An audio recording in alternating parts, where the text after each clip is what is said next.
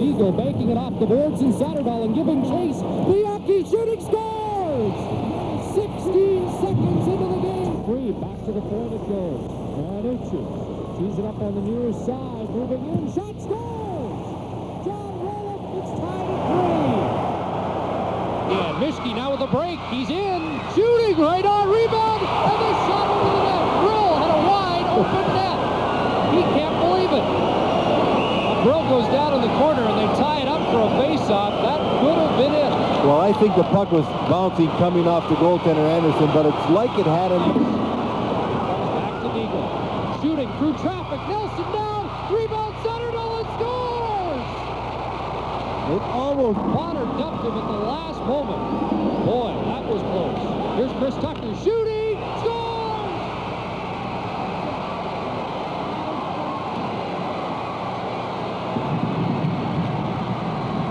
Can't say enough about our kids. They broke the third period down into 3 5-minute sections. We said we want to get one in the first 5 minutes. We got it. We want to get second one in the next 5 minutes, and we hope we get third in the last 5 minutes and be out the door. And we're 17 seconds short for the door hitting us on the hind end on the way out.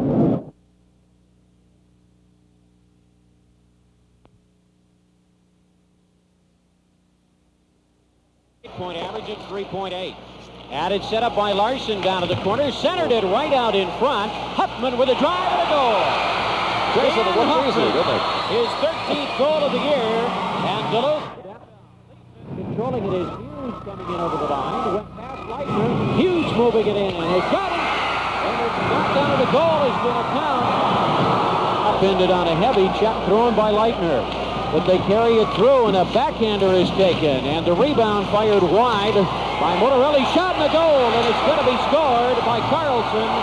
His 5th goal of the year, and Duluth Denfeld leads it 3-0. Right off the end boards, and a little chance right at the goalpost, and Carlson was there to pop it down. And now Grand Rapids is back at full strength, and it's Marinucci feeding on the right side. Here's Brill, scores!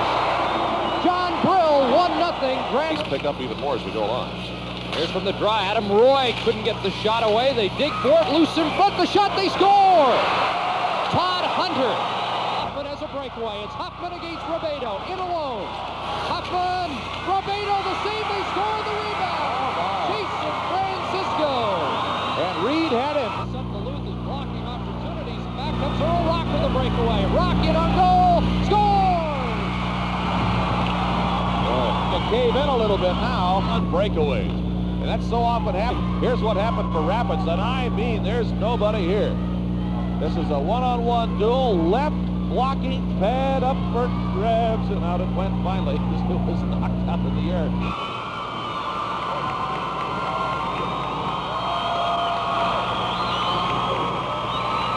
That concludes the award ceremony. Congratulations to both teams. Again, please remember, no smoking in the main arena. Denfeld Hunters are the consolation champions for 1988, and they take their trophy down to the far end where the Hunter fans were quite vocal this afternoon. This was billed as a goaltender's duel, and that's what it turned out in the first period. Watch the save here by Dean Anderson as Grant Bischoff tries to beat him to the post, but Anderson is able to stack the pads and keep the game scoreless. Meanwhile, down at the other end, sophomore goaltender Rob Stauber was equal to the Badger task. Watch the play here as the centering pass will come to Steve Tuttle, and Stauber slides across to make the save. Finally, Stauber's 3-game shutout streak came to an end when Dennis Snedden puts in the rebound. That gave Wisconsin a 1-0 lead. Later, after the Badgers had killed off a penalty, it's Paul Ranheimer in all alone on the breakaway. He scores, and it was 2-0, and suddenly Stauber looked very human indeed. The move now to the third period. The Gophers trailing by 3, but they finally get to Dean Anderson as Pete Hankinson backhands home the rebound, and it was a 3-1 hockey game. And then quickly, Minnesota would make it a 3-2 game as Lance Wernes comes in on the breakaway, beats Anderson to make it 3-2. But that was all the closer the Gophers could get as the Badgers hold on to win the Broadmoor Cup and the WCHA Playoff Championship with a 3-2 victory over Minnesota. Nice feeling to come into Minneapolis and take one away from them. Great sight here in St. Paul as the Badgers will carry home the Broadmoor Cup.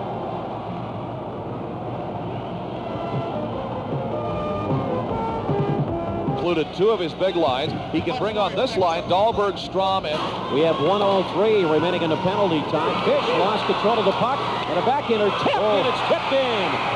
Bianchi tipped it in as Gigo gave. Tremendous save. First off the backhand, the rebound went right away to Rice. Oh, and he just got it off the left side. Now in the neutral zone. A couple of goals they need here to tie it up. And with it, there's a shot and a goal. It's scored by Fish. Fish gets. When's he going to pass it? When's he going to pass it? Region in Fort County, Cretin, Highland Park, Central always tough. Woodbury's there. Played Holy Angels twice, and they were ranked in the top 10 all year. Move inside by Giacomini.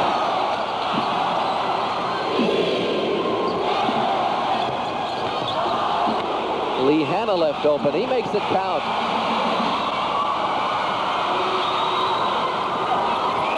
Lindquist nails a three-pointer. Kern throws it up. And the Lumberjacks are in the semifinals.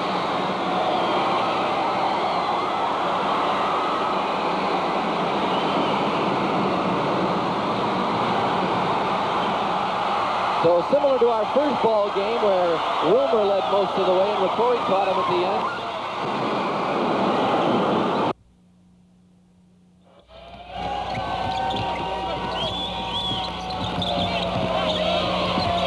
Giacomini. That one gets the roll.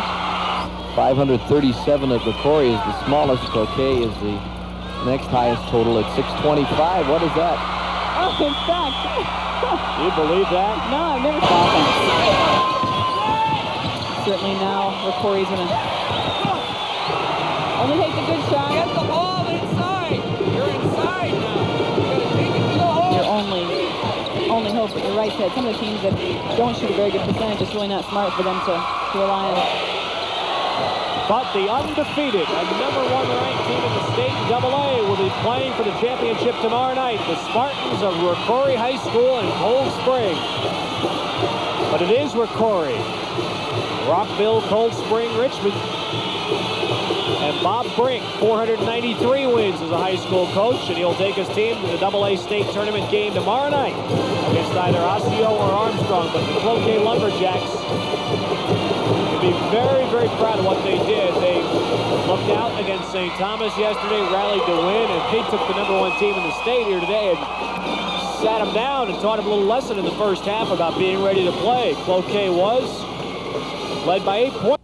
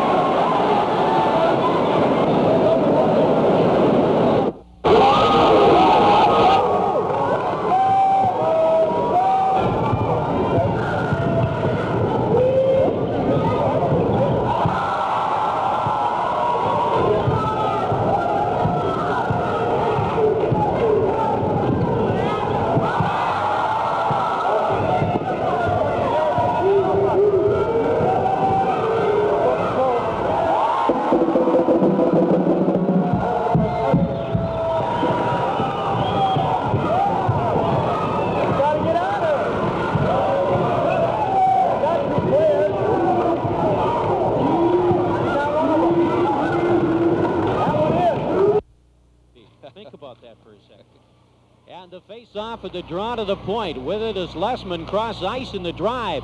Knocked down by Kriesel. Brill with a backhander. It goes to Nielsen. Trying to clear it out now. Shot in the goal. There it was. It was just that fast as it was teed up for the right face-off for the Rockets. That's the third penalty of the game for Grand Rapids. Set up to the point on the left side. And cross ice. Shot in a goal as it trickles through. Nelson thought he had it stopped when he did. Cleared away by Ratzlaff. Held in by Roloff. Here's Roloff with the puck down to the corner. Roloff with it. And a shot was kept in. But it's going to count. Dribbling down to the corner. Back to the pass to Marinucci.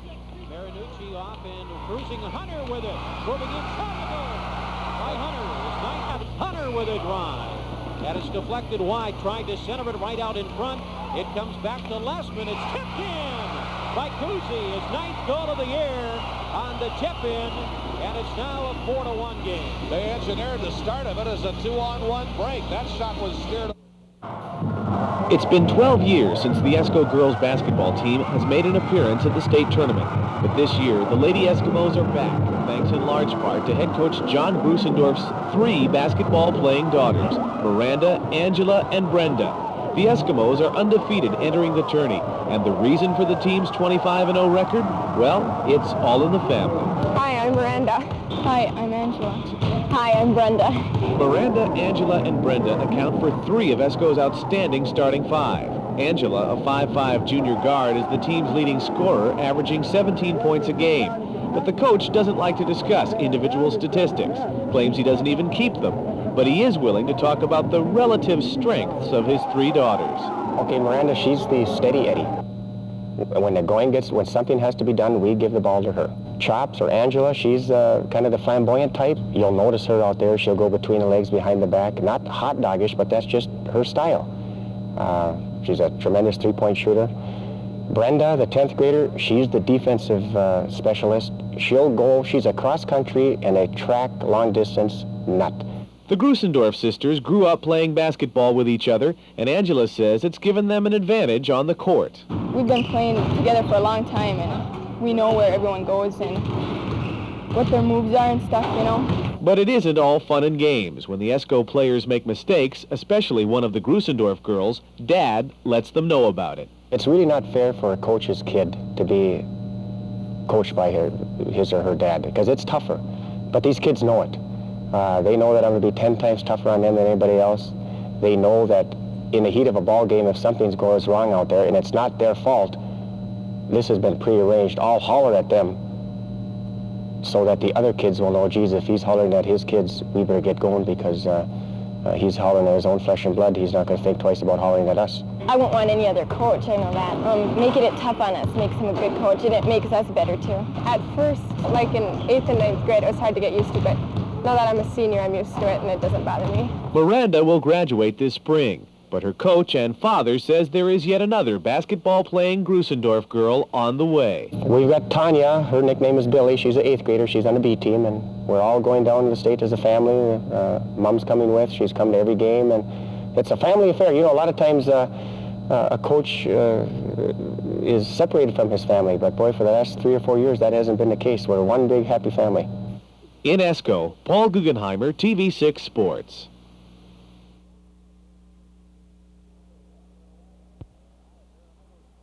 And I apparently personal. He misses the free throw. Rebounded by Scholl, now stolen away, up and in. Stacy Wett with the basket. 30 seconds left. The Broncos down by 2. And Erickson to Harder. She travels with 26 seconds left. They got the ball into the high post, and Harder turned around and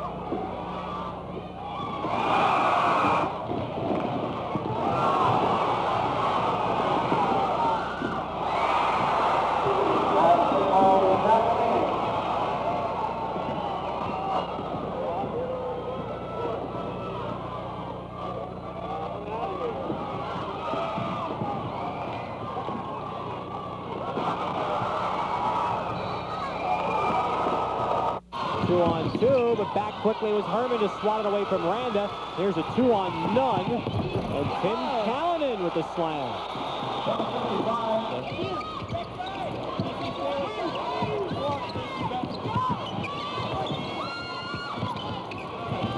And nice left-handed move by Stu. Stu Sorensen, that's his third. Jeff Jones at the line for Osseo, and this is one. Jones. Player. Lindquist, nice putback foul by Andy Martinson. He's having his best game of the tournament, Martinson. He'll be back as a junior. 1:50 remaining. Points, a 1-point loss to Mountain View, and then by 5 to Bemidji from the corner. The ball of your foot. Nice dish off it goes, and Nibelink receives it and puts it on the break. This is Viss. Not there, and Casey Powell, the rebound on the break in the transition game. This is Corey Johnson, up off the glass for 2.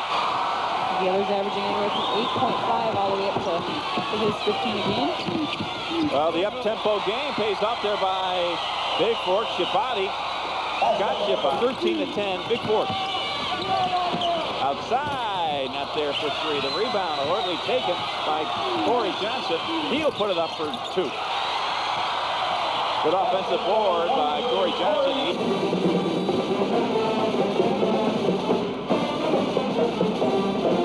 Shabati.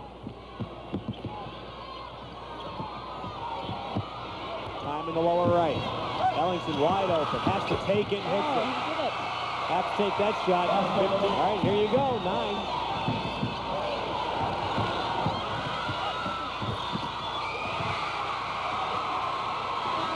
Overtime. Took the loss pretty hard last night. Got a stylish watch on there, too. How long Crookston goes here?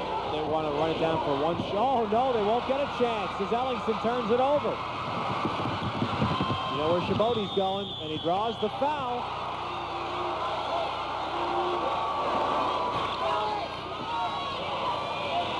Notek goes right up. He's been doing all his career. Prevent a run from scoring right there. So play. They've got one. Hard hit. Phil Ripken makes a spectacular play, gets the force at second. He wanted 2. He's mad at himself. A drive to right field and deep. Orsulak is back, and it is gone. He was brought up in the minor leagues to become a third base coach. Here's a drive to left center field. This is trouble. And it's off the wall. Molitor has scored. Yard is rounding third, heading home. And Cal Ripken's relay throw is not in time. The Brewers take the lead on a 2-run double by B.J. Sorov.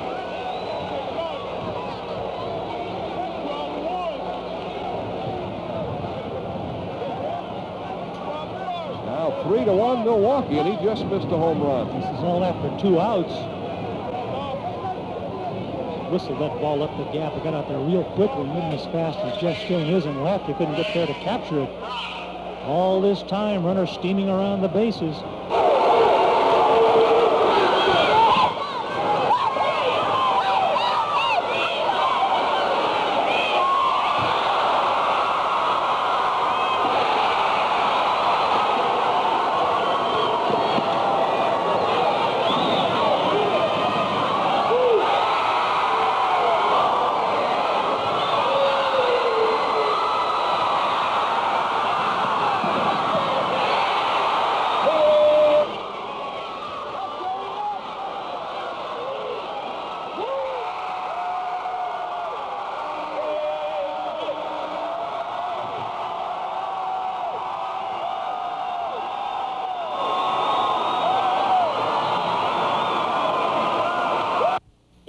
This is Viss.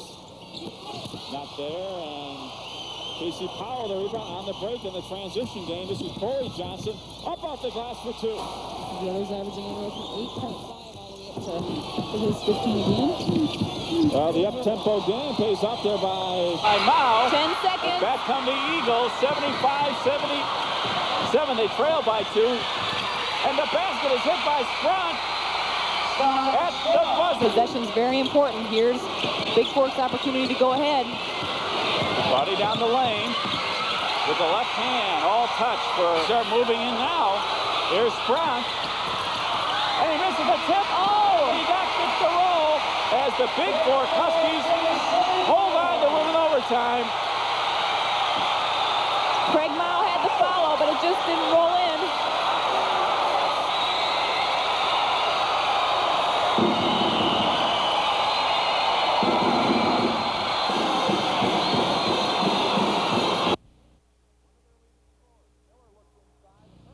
One of their leading scorers. Miller looks inside. The turnaround by Peterson is good. This is Vessel. Work it around very nicely. Jumper early there by Shireman. Short, Peterson the rebound. Up quickly, Barningham. Stolen away. The drive by Vessel. Feeds, scores. Give the hook there to Pat Shireman.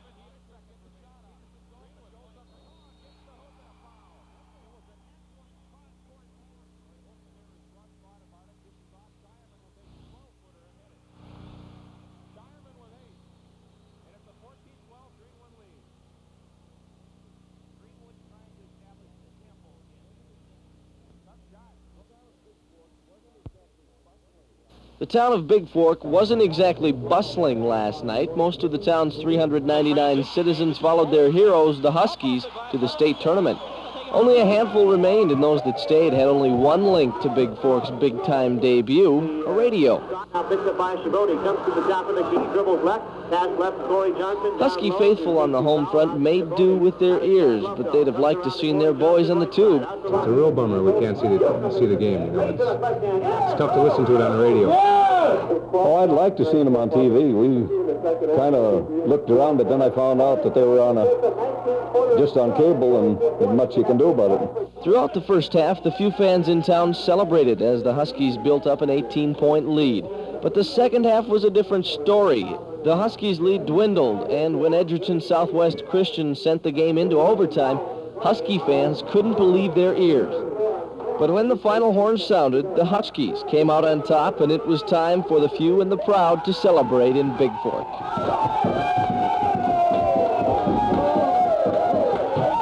You didn't get to see him on TV, but after the win? After the win? Hey, what more can you say? Hey, I'd like to have seen it on TV, but the next best is what? Radio and winning, for sure. So most of Big Fork is celebrating tonight down in the Twin Cities, but the handful that remain are celebrating in the town itself. In Big Fork, Mike Birkeland, TV6 Sports.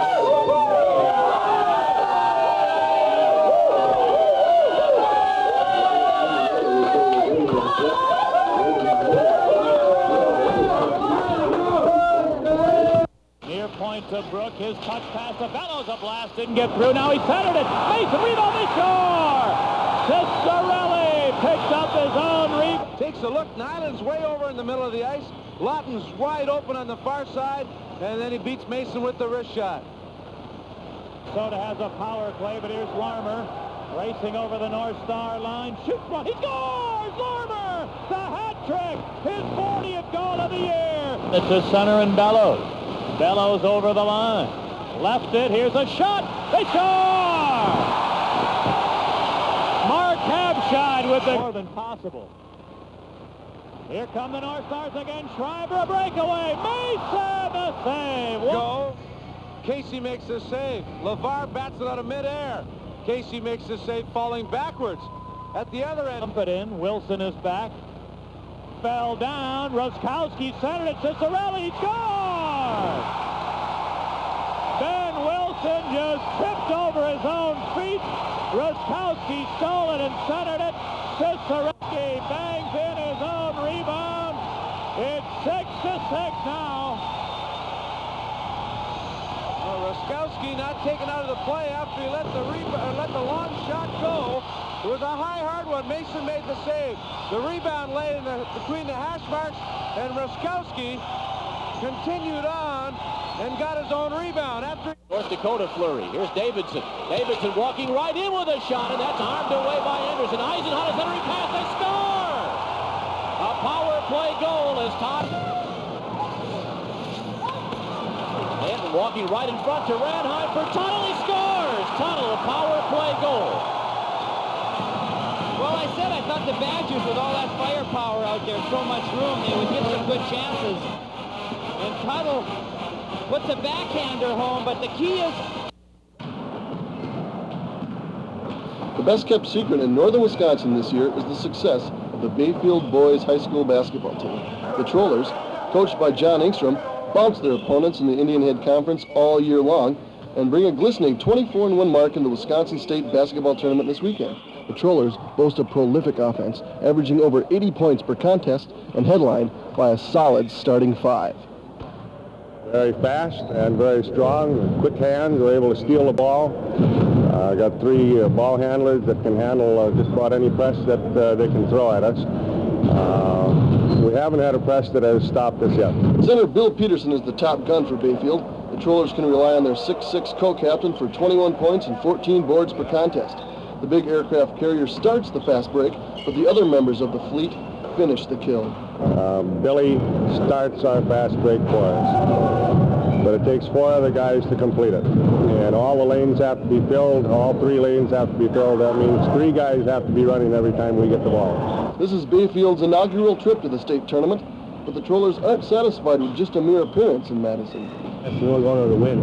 That's what we want to do the most, just to win that. It's the first time Bayfield is down there, so we want to win. The success of the basketball team is the biggest thing to hit this town by the Apostle Island since the Apple Festivals held each fall. And a state title would bring Bayfield almost as much recognition as a crunchy red fruit. In Bayfield, Marsh Ness, TV6 Sports.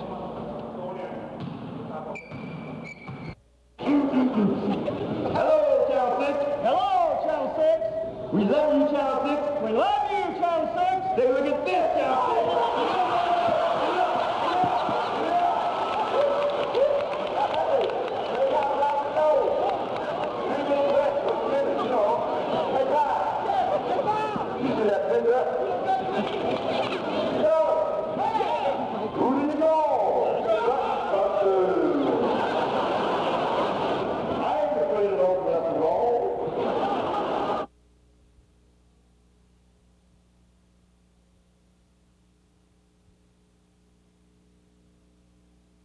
Mickey Rivers gave it the old college try, and a pop-up by Mike Sim.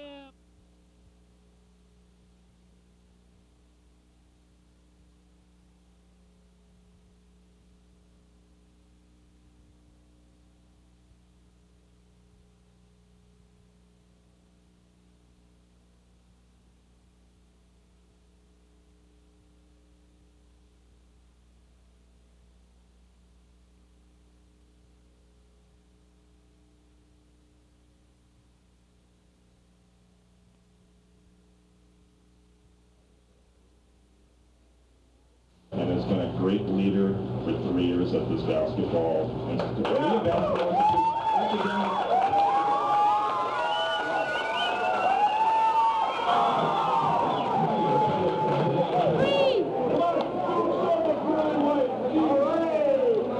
We had the furthest to travel, and but we had the most amount of fans, and it was super just to have the home team, you know, the home support there. It was great.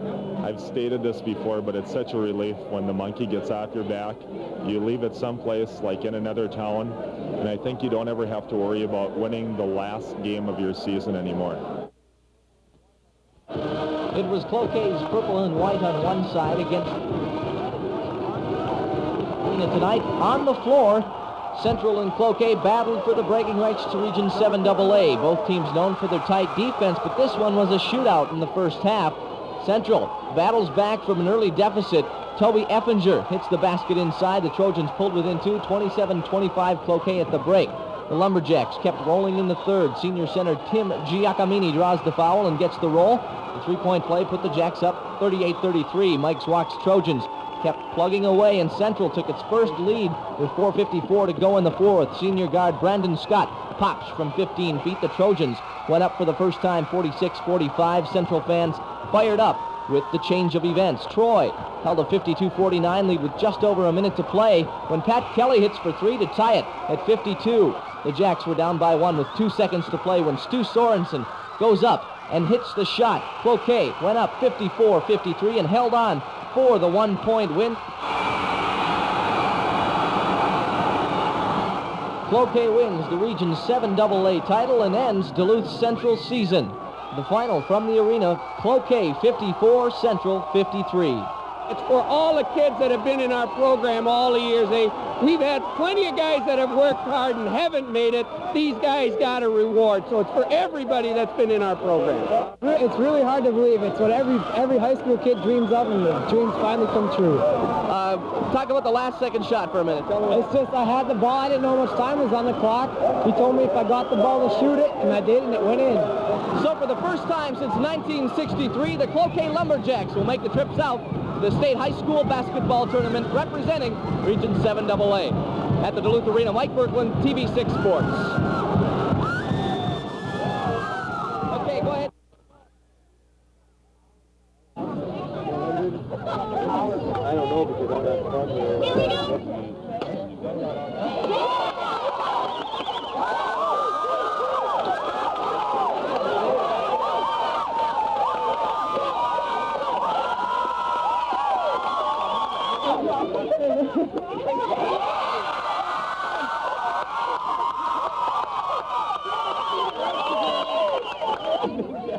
A lot of post game in this.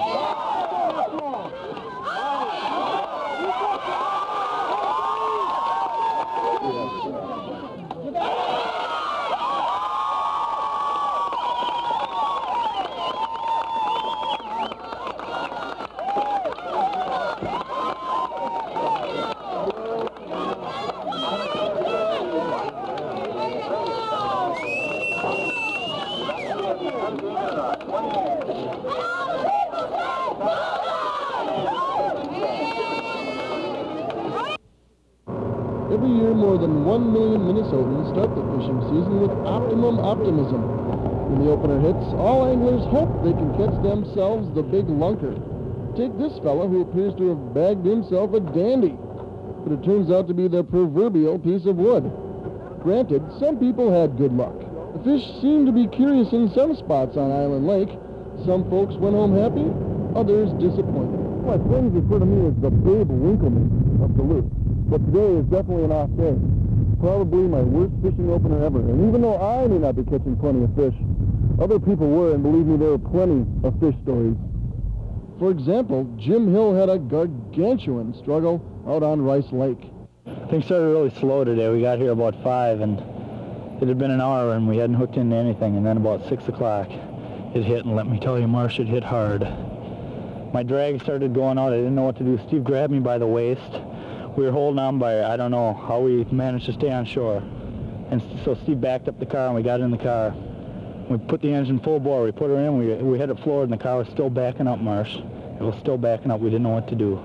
We put on the emergency brake. We called our friend Eric Swanson. He got here with his Jeep. Eric hooked his Jeep up to the wagon, and finally we started pulling her, and we pulled her, and it took us, it had to be 4 or 5 hours. Well, there you have it, Marsh. Our lunker of the day. 6 hours of fishing, Marsh. I thought it was going to be a nightmare, but it turned out to be a dream come true. A day you'll never forget. A day I'll never forget. A half-pound northern. As for myself, I happened to catch myself a 10-pound, 12-ounce walleye later in the day, but that's another story. Hoping your fishing opener was successful. Marsh Ness, TV6 Sports. We're going to die.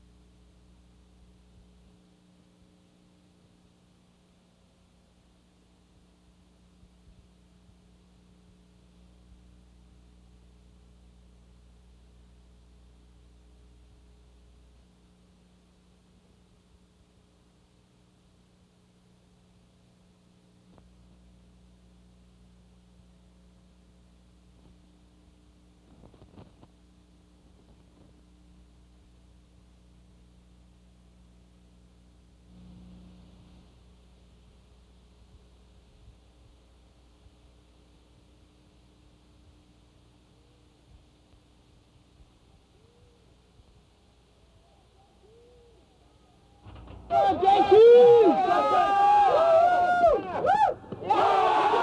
1988 Greenway baseball team has a chance to make history.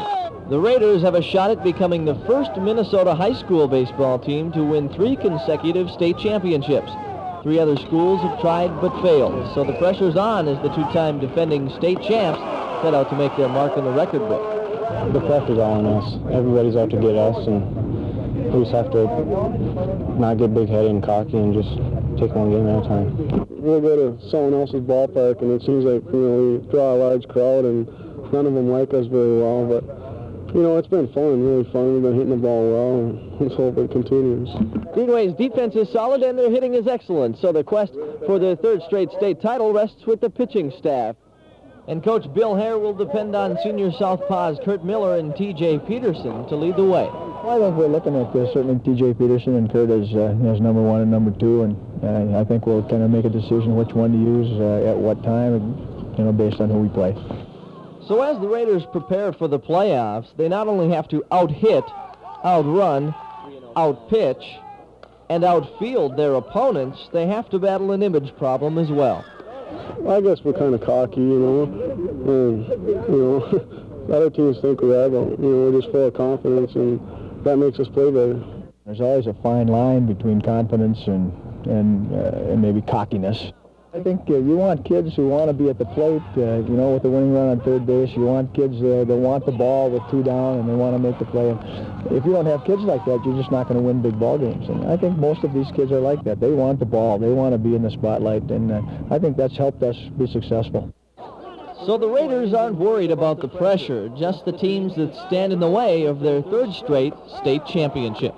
Mike Birkland, TV6 Sports.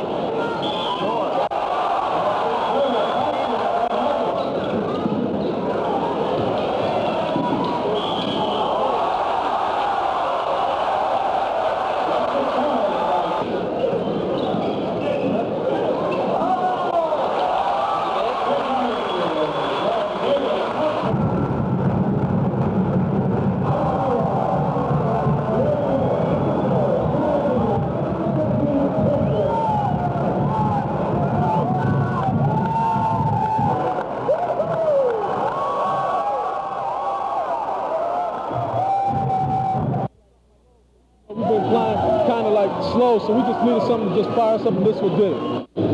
We did play very well tonight. We've played, well at times this season, and hopefully we can continue to do that. Well, we just wanted to get there. There was a lot of pressure on us to do well and to repeat for the 4th time, and I'm just glad we did it.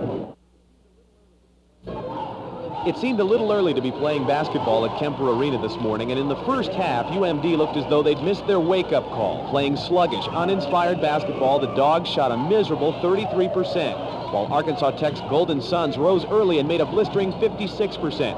At halftime, UMD was down by 16. I think it probably finally hit us that we're in the final 8 in the nation, and I don't think scared is the word. We were a little just came out shaky. I think we were just a little jittery, and we didn't really know what to expect from them. In the second half, UMD came alive, due in large part to the determined play of freshman Dina Kangas, who scored 8 of her 14 points in the second half, including 2 here despite being fouled, cut Arkansas Tech's lead to 12. The Dogs trimmed the deficit to 10 on this sweet baseline slashing move to the hoop by Kelly Ritzer. But the Bulldogs simply could not contain Tech's senior forward Donna Brunson, who almost single-handedly was maintaining her team's comfortable lead with shots like these. This turnaround for 2 of her game-high 29 points seemed to put the game away for the Suns, who led by 9 with 1:12 to go in the game. But that's when the Bulldogs decided to start bombing away. Ritzer hit a 3-pointer from the left baseline with less than a minute to go. And then Brenda Brozick struck from the top of the key, cutting Arkansas Tech's lead to just 3 points with 30 seconds to go. After the Suns turned the ball over, Denise Holm hit the Dogs' 3rd straight 3-point shot, tying the game at 63 with 19 seconds left. But just 10 seconds after her clutch basket, Holm, reluctant to let the hot-handed Brunson shoot the ball, committed a costly foul. I was a little bit more out of control than I'd like to say I am out on the court, but I think I didn't know that we had tied the score with my shot. Brunson made both free throws, and despite this heroic effort at the buzzer, the Bulldogs lost 65-63. We have a lot going for us as a team, and we really did put it together in the second half, and it takes a lot of guts to do that. They have some character, and we've built a lot of character at this tournament. And so the Lady Bulldogs' first trip to the NAIA National Women's Tournament did not result in a championship. But they did win one more game than a lot of people thought they would. And all 12 players will be returning to the team next year, which means they have a very good chance of returning to Kansas City as well. In Kemper Arena, I'm Paul Guggenheimer, TV6 Sports.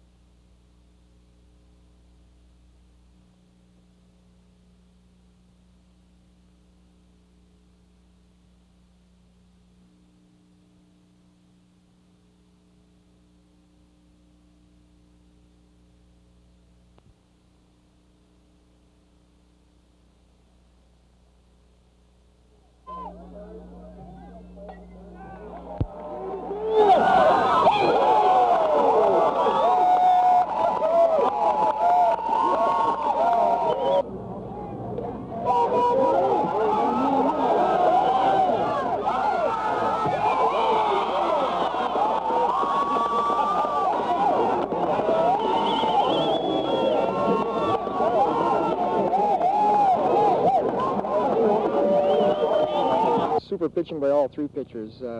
Barb Matlock threw a heck of 2 games for them, and Kelly threw a good game for us, and Renee threw a heck of a first game and came on strong in the second game, so we're real happy.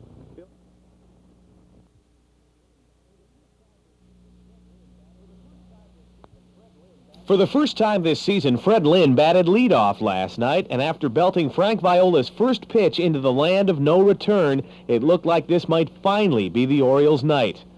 When Lynn made like Kirby Puckett and leaped high to rob Gary Gaetti of a home run in the 4th inning, it appeared the Orioles were destined to finally win a game. Manager Frank Robinson thought so too. I always think it's going to be the night. I thought the night was going to be the night.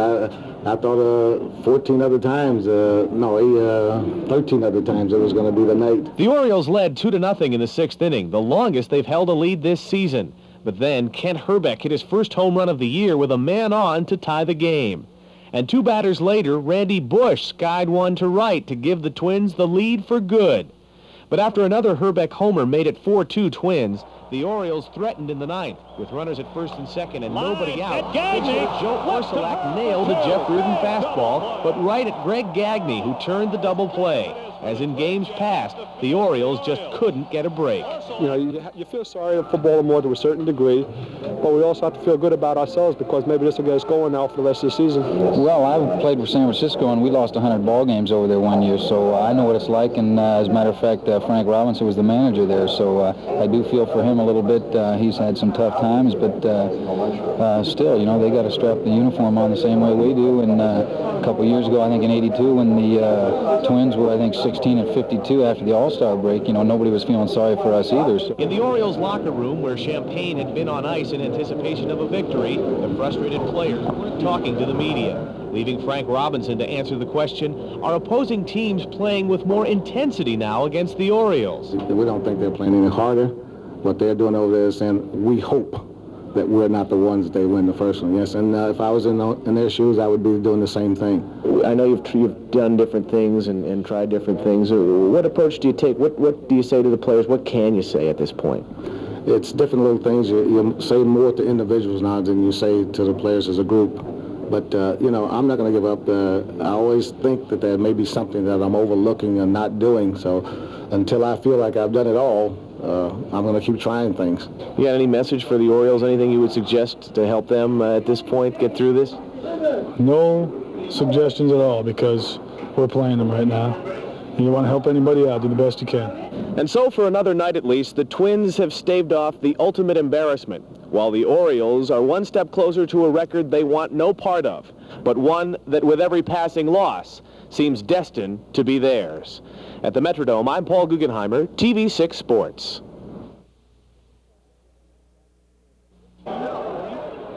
This past winter, Mike Locker scored 14 goals and racked up 42 points playing center for the Duluth East Greyhounds.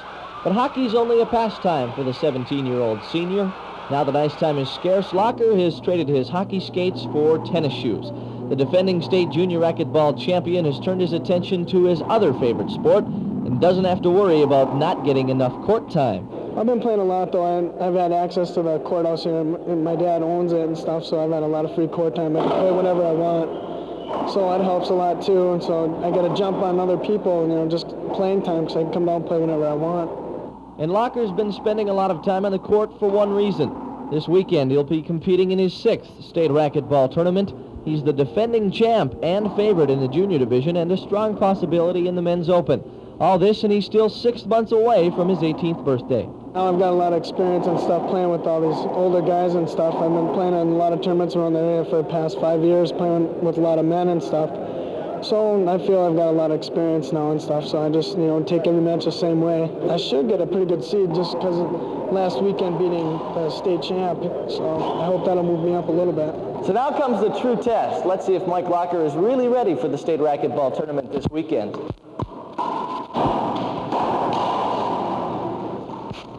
One thing's for sure, it looks like Mike Locker has a lock on the competition. At the courthouse in Duluth, Mike Birkeland, TV6 Sports.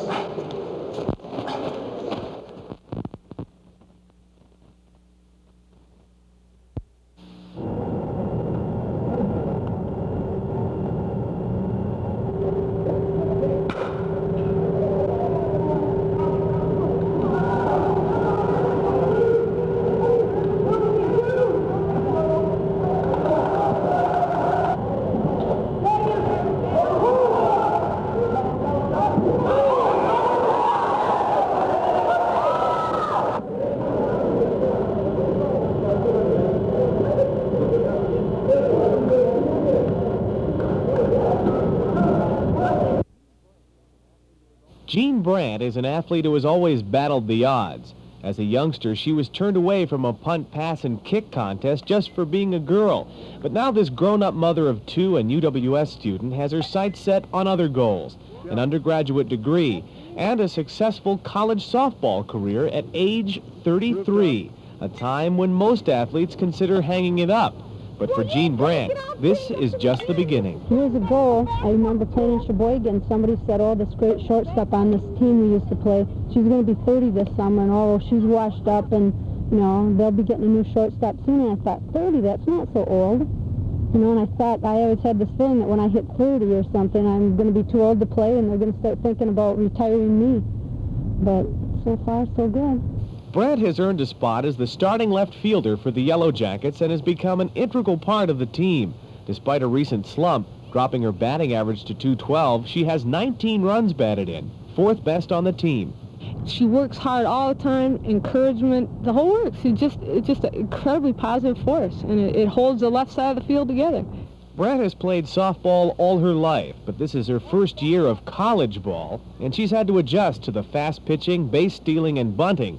But the biggest adjustment of all has been getting used to playing with teammates at least 10 years younger than she is. I feel a little different being older on this team, and when I goof up, I feel like they're thinking, you know, somebody else could have probably done better. And, you know, how does she feel being out there, being so much older, thinking she can fill a spot on this team? And I don't know, maybe that's not true, but I feel like I'm old enough, I have enough experience, I should be pulling my weight too. Does anybody ever, like, lightheartedly kid her about her age, you know? Oh, no, but once in a while the nickname Fossil goes around, but that's just only... Fossil? Yeah, that's only natural, that everyone gets razzed. It's just a matter of what you're going to get razzed about, that's all. To be sure, Jean Brandt's life as a full-time student-athlete and mother keeps her hopping.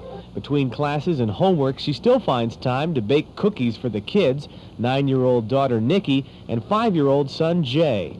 Everybody thinks, you know, I'm real busy, I'm going to school, and I have the kids, and then the softball after school, but I felt just as busy before. This is just a little different now.